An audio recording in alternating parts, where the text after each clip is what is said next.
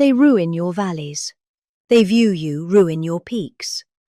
They under the most expensive energy. The only ones that get rich are the developers who make a fortune. You have to change your windmills, and most of them are made in China. But China has very few wind farms. You know why? Because they're smart. You know what? They do have a lot of coal.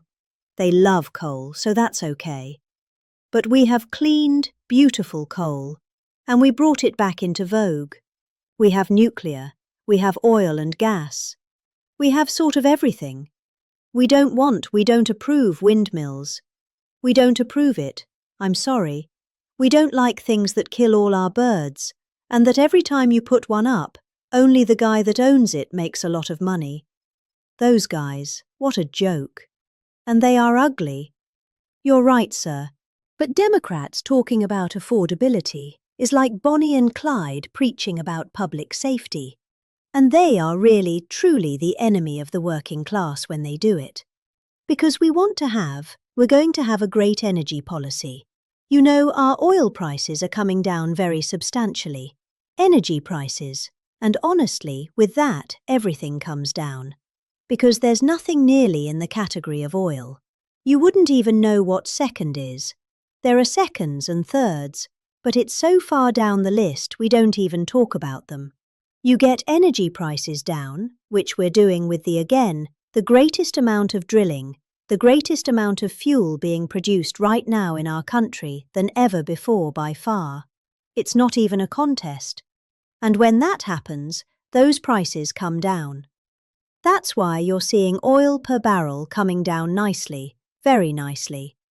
We don't want to go so rapidly, because we want the people that produce it to keep producing it. But they're doing good. But it's amazing. But when energy comes down, your other prices come down too. All of your prices. And that's exactly. We inherited the highest prices ever, and we're bringing them down. We inherited the worst inflation in the history of our country. Think of that. And we're bringing them down rapidly. Their entire agenda is about robbing working people to fund their far-left cronies and give lavish benefits to foreign migrants and illegal aliens. You can't do it. Look, we all have a heart. We don't like what's happening. But you know when they allow them to come in, we have a border. That, by the way, they don't talk about the border. Why don't you talk about the border anymore? The border. The border. The border is for months. It's closed. Actually, they're people because they're radical left. They're people. They're people. Radical left. They rate the border and everything. You know how many people came into the border over the last 7 months? You know what it is? 0. 0. Except for the ones that came in legally. Right. Legally. When Biden and congressional Democrats had power, they blew up our economy, sent prices soaring. Look, the poor guy. He didn't know what the hell was happening. Okay, I'm sorry. It wasn't him. It was the lunatics that circled. Yeah, it was the autopan. You're right. I can't believe I didn't say that. Kate, would I hate when you beat me to the punchline. I would not have. Well, I'll tell you, I'll give the fake news a little breaking news. So, I believe, and I may be correct. We're checking this. We have a bad head of the Fed. Bad. We're going to be making a change. Fortunately, this guy's out. But we have 4 members appointed by Sleepy Joe Biden. Which is better, Sleepy Joe or Crooked Joe?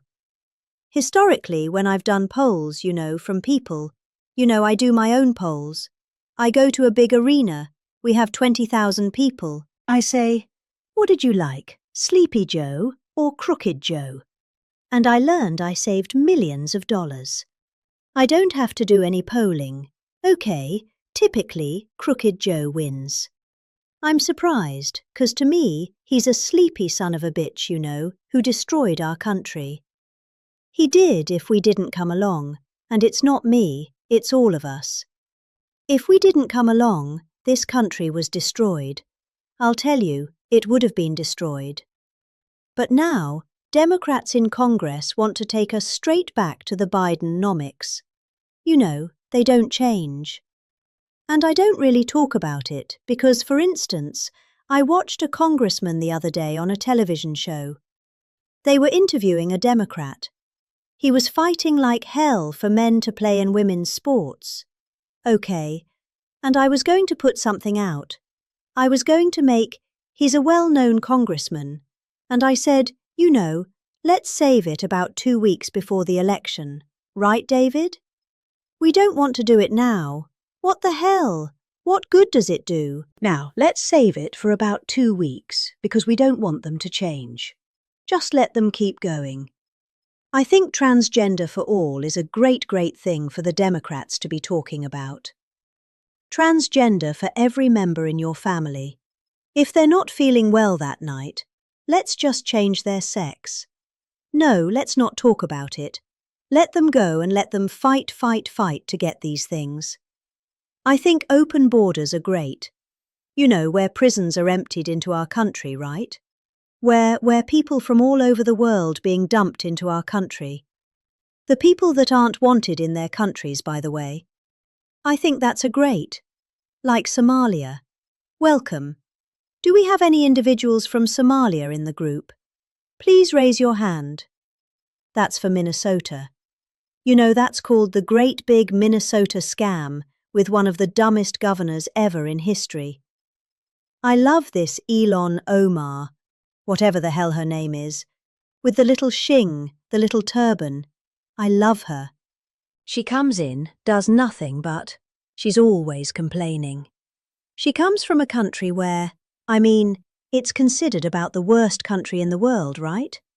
They have no military, they have no nothing, they have no parliament, they don't know what the hell the word parliament means, they have nothing, they have no police, they police themselves.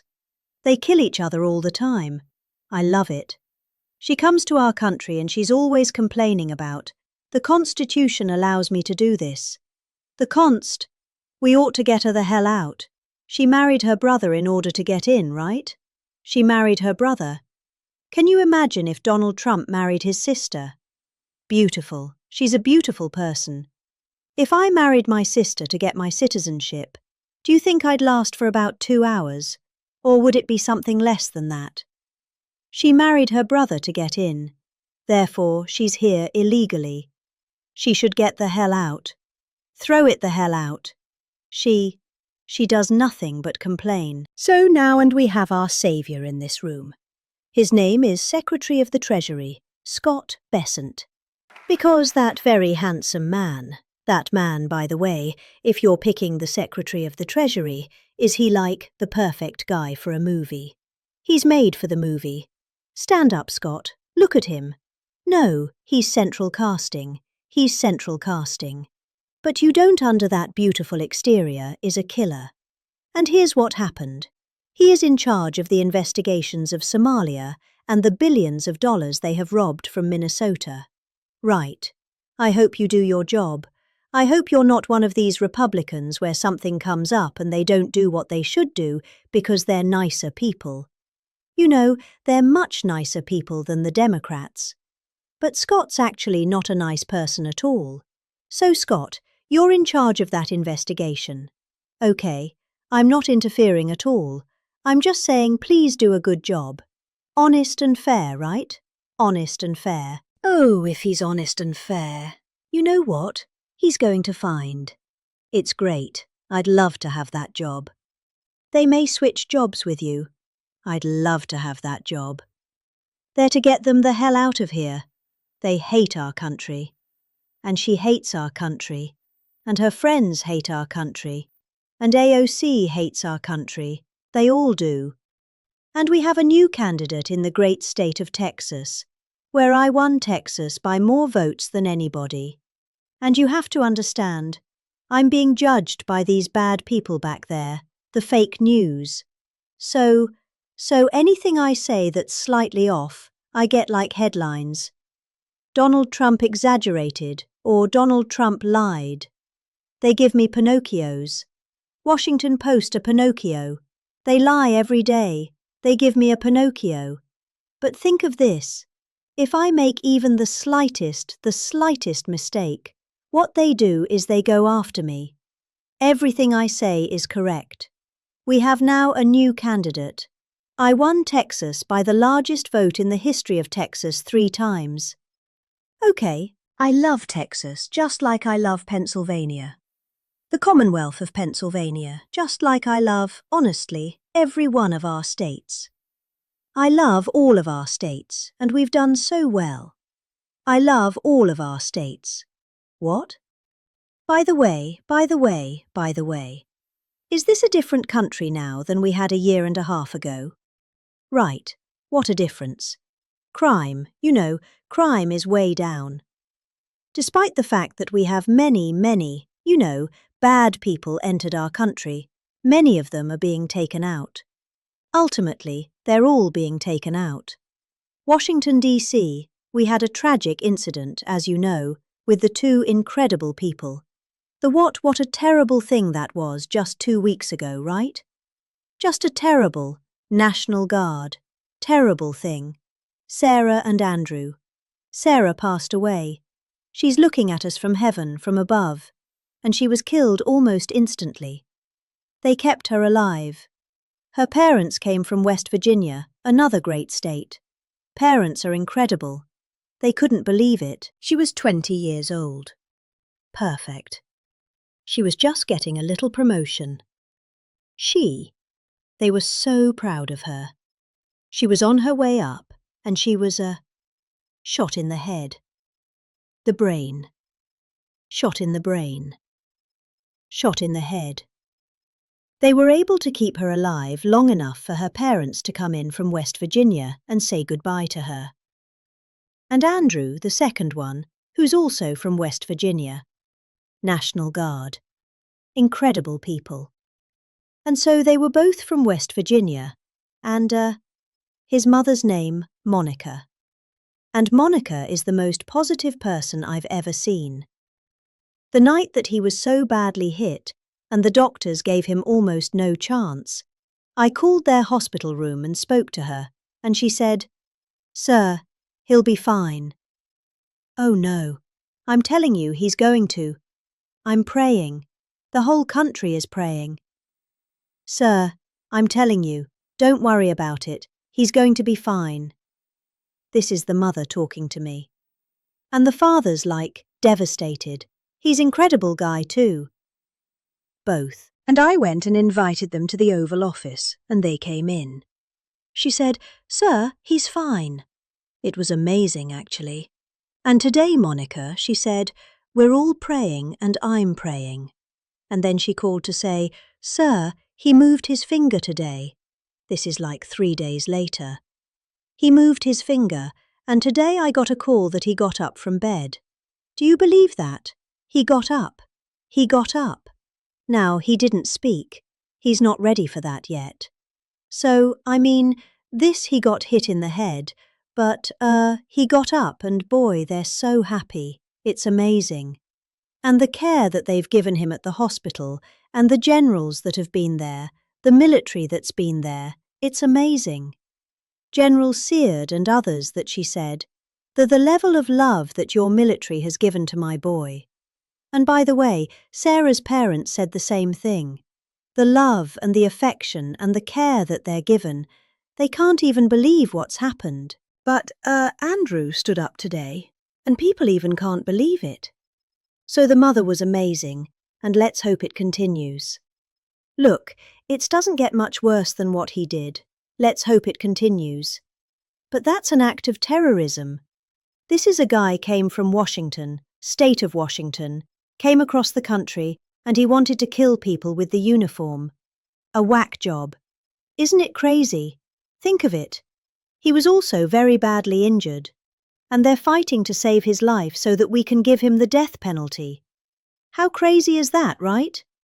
They're fighting to save his life so that we can give him the death penalty. That's the way it really should work, right? The doctors have to do their job, and then the lawyers have to do their job. But, it's an amazing country. Actually, Andrew's father said that. He said, "They're fighting for him. I hope they save him, sir, because I hope he has to understand what he did, how bad it is, and he's going to, I think he will be saved." Actually, it looks like they will save him. He wasn't as badly hurt as Sarah or Andrew. But isn't it an amazing thing they're working so hard to save his life, and we're going to put him up for the death penalty? Amazing, huh? Only in America. It's only in America.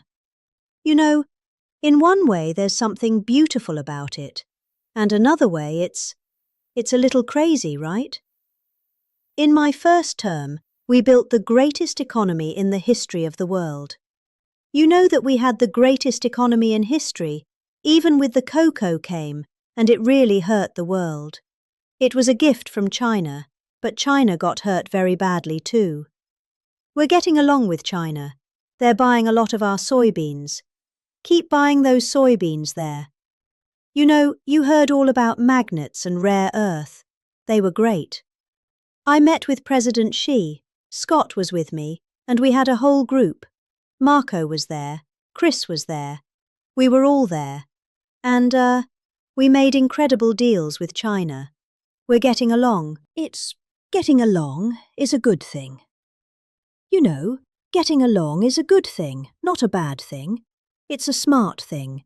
And they're buying literally trillions of dollars worth of our products and all of that.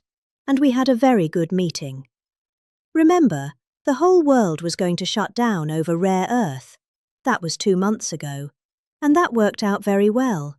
It all works out well. If you have a smart president, it works out well. If you have a dummy, it doesn't work. But we had a great economy. We had the greatest economy in our country's history, but we had what's called the greatest economy. This is the first term probably ever of any country.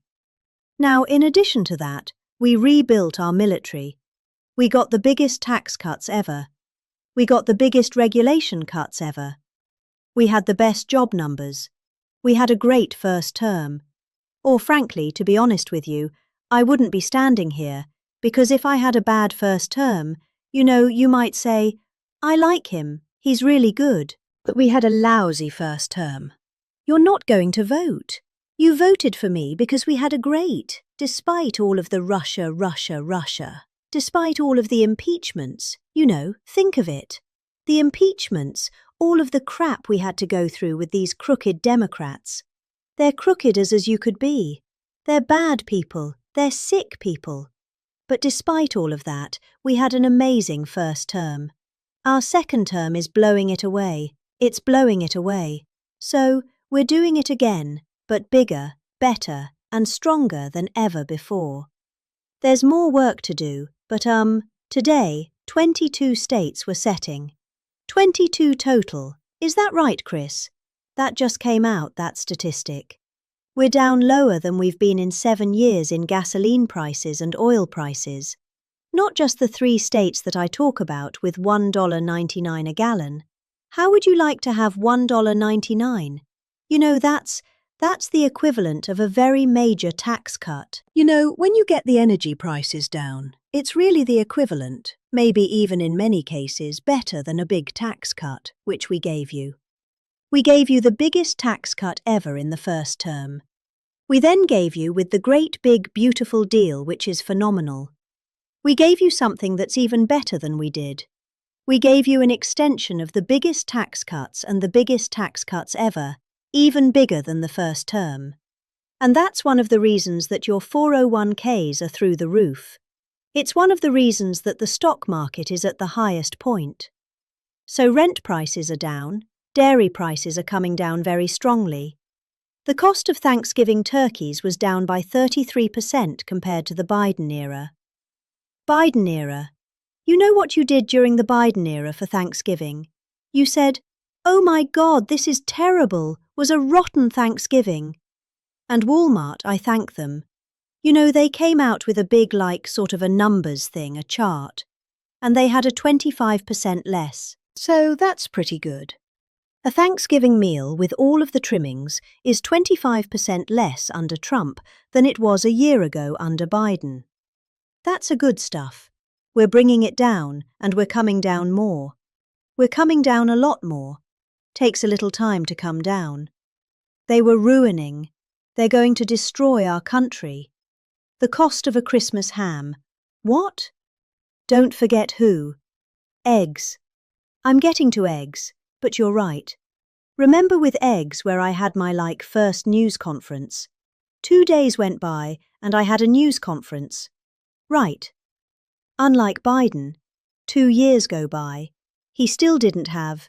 Remember, he'd walk off the stage. He's finished with his. Sir, you're finished with your speech. Now what? You're finished. What? And then he'd walk into a wall. What he did. What they. And it wasn't him. It was some really smart, radical left lunatics. What they did to our country, we can never forget. We can never forget. But you remember the first eggs? We remember the first 3 days. I just got there. Share with these people. 2 of them are there right there. Look at all those cameras you got. You got a lot of television going. 2 of them were there, and I'm talking about, yes, I look forward to getting involved and doing great things. What about eggs? Eggs are down. They go. Eggs. They said the price of eggs is quadrupled. I said, oh, I didn't know that. Tell me about it. It's gone up like 4 or 5 times. Remember eggs right at the beginning. He's right when he says eggs. It went up like 4 times. It was like crazy. And they said, Sir, don't buy. They came into the Oval Office. Sir, you know, we have an Easter egg hunt. It's like a thing for 150 years at the White House. Beautiful. They said, Sir, we're going to buy plastic eggs this year. Plastic eggs. We don't have, enough eggs to go around for. I said, you're going to buy regular eggs, and by the time Easter comes, we're going to have so many eggs, you're not going to know what to do. You're not buying plastic. And we didn't. And Brooke Rollins, our Secretary of Agriculture, did an incredible job, and eggs dropped like a rock, and we ended up buying a lot of eggs for a lot of eggs. But the price of eggs is down now 80% since March. Think of that.